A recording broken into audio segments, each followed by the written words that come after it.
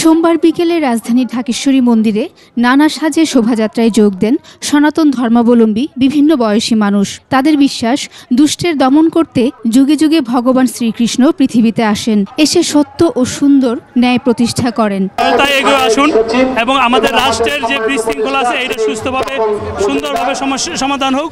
আমরা সবাই যেন সুন্দরভাবে বসবাস করতে পারি, দেশটাকে সুন্দরভাবে গড়তে পারি, সকলের অনুষ্ঠানে অংশগ্রহণ করি, এই একান্ত প্রত্যাশা আমার। আশীর্বাদ স্বরূপ আমাদের মাঝে এসে এই বন্যার্ত মানুষের পাশে এসে দাঁড়িয়ে তাদের একটা সুস্থ এবং সুন্দর পরিবেশ করে দিয়ে দেন। জন্মাষ্টমী শোভাযাত্রার আলোচনায় অংশ নেন অন্তর্বর্তী সরকারের আইন উপদেষ্টা অধ্যাপক আসিফ নজরুল ও তথ্য উপদেষ্টা নাহিদ ইসলাম। সনাতন ধর্মাবলম্বীদের একটি বৈষম্যহীন বাংলাদেশ গড়তে ঐক্যবদ্ধ থেকে কাজ করার আহ্বান জানান দুই উপদেষ্টা।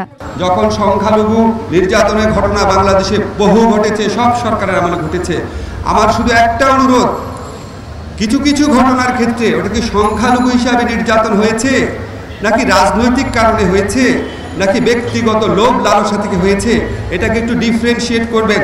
আমরা ঐক্যবদ্ধ থাকলে বাইরের কেউ কোনো ধরনের ষড়যন্ত্র করতে পারবে না। আমাদেরকে কিন্তু ঐক্যবদ্ধভাবে সকল ষড়যন্ত্র রুখে দিতে হবে। পৃথিবীর কোনো ধর্মই ভোটাধিকার কেড়ে নিতে বলে না, হাজার হাজার কোটি টাকা পাচার করতেও বলে না, এমন মন্তব্য করেন আইন উপদেষ্টা। ধর্মকে রাজনৈতিক উদ্দেশ্যে ব্যবহার না করার আহ্বান জানান তিনি। আপনারা কারো রাজনৈতিক খুঁটি হিসাবে ব্যবহৃত হবেন না। আপনারা স্বাধীন মানুষ, স্বাধীন জনগোষ্ঠী, সবার সাথে আপনাদের সমান অধিকার আছে।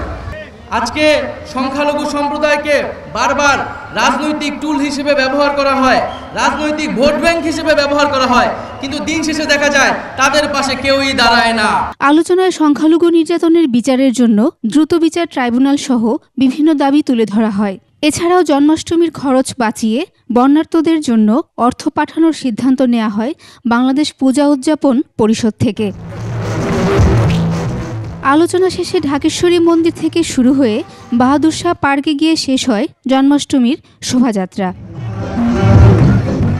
শাকের আরজু, 21 টেলিভিশন, ঢাকা।